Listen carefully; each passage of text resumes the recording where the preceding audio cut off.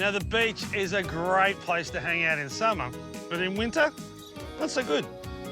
But your backyard can be just as good if you set up right. So today we're going to help a family turn their backyard into a winter retreat. We're off to the Gallia's place. Joe and Lorraine run their own small business and are flat out with 2 young kids as well. So like many of us, there's not much time left over to deal with the backyard. We've been here for about 12 years. Family's close. Yeah, we're not too far away from our family, so that's a pretty good thing. What isn't a pretty good thing is their backyard. It's pretty bad, unless you count a clothesline as a garden feature.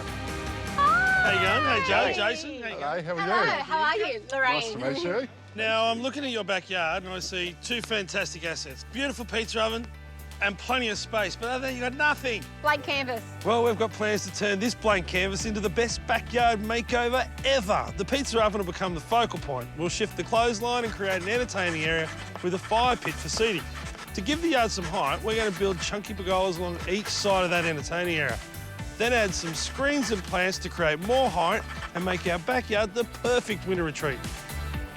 There's going to be a fair bit of digging, so I'm going to get busy.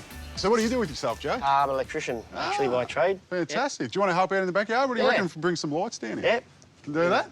Light up real good here. Yes, we can, so we can have a disco party. Yes. Hey, what do you reckon of that? So we're getting rid of the pizza oven, right? Well, the first thing we need to do is mark it out and get rid of some of this lawn. And a bit of a clear out.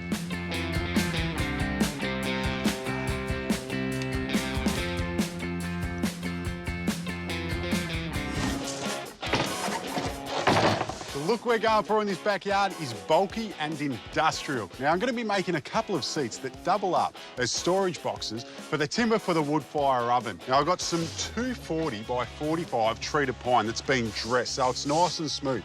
Now, when we make these seats, I could just butt them together, but we want this to look a little bit special. So instead, I'm going to be 45 in the joins on all the corners. That way, it looks like a nice picture frame. Make sure you pre-drill, and then it's just glue and screw.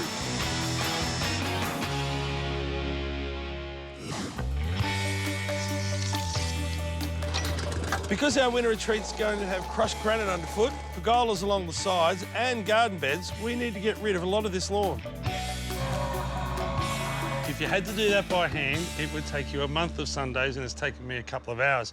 Now what I'm doing after the grass is gone is cutting and filling. I want to lower this end and raise that end up. So underfoot it feels like it's level, but I've still got enough fall for rainwater to go away.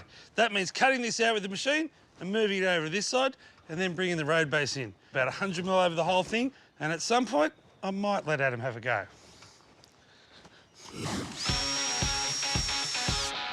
Now, you might think these are 2 seats, but they're not. I'm going to make these double width because we're going to be using them to store the timber. And you can see, if we only had one, it would stick out either side. So this way, when they're joined, it fits beautifully. Now, to join them together, I'm just going to be using some cleats in every corner.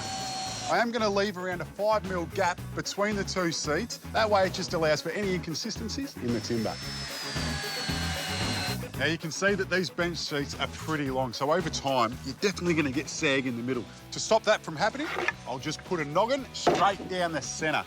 Now, once that's in, I can put on some stain, and these are going to look great. But I'll tell you what, I've got 2 of these bench seats, 4 smaller ones, and 2 side tables. I've got a lot of work to do, but so I better stop talking and start working. Adam and I have started work on our best backyard makeover ever. Joe and Lorraine's place was a blank canvas. But lucky for us, Joe's an electrician, and he's going to lend us a hand because he's going to light up the backyard, which means we've got some trenching to dig. All right, now one thing you need to remember if you're digging anywhere on your property at home is to dial before you dig. So we can see that we've got an easement. If we stay around about 1 metre off it, We'll be we're not right. going to hit anything, we're going to be all right. So, dial before you dig, you can't go wrong.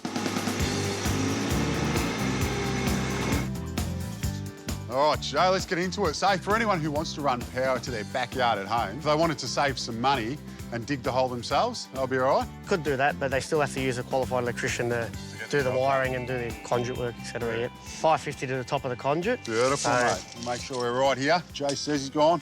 Yeah, perfect. With the cables run, we can fill in the trench and move on to the pergola.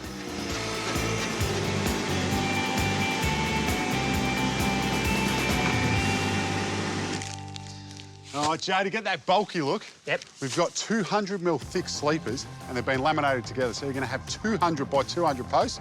We've got the boys with the muscles here. They'll drop it in the hole, and we'll set them in place. Yep. Sound like a plan? Yep, sounds good. Here we go, boys. This is nice and light, isn't it?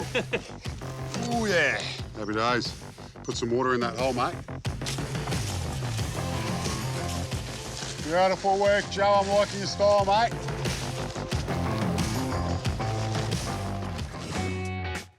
Joe and Lorraine's backyard, like many, is as flat as. So we're adding height with a pergola. But then we're going to break it up a bit more with screens we've bought down at Bunnings. And I'm going to frame them up so they can stand alone. Shredded pine's great to work with because it's relatively cheap compared to other timbers.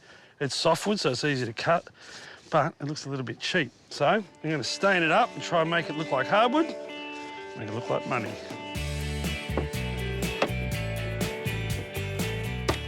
I'm just running some beading inside my frame.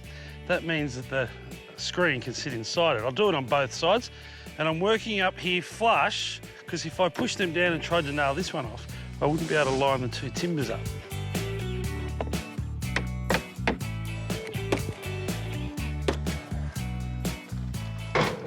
One down, 10 to go.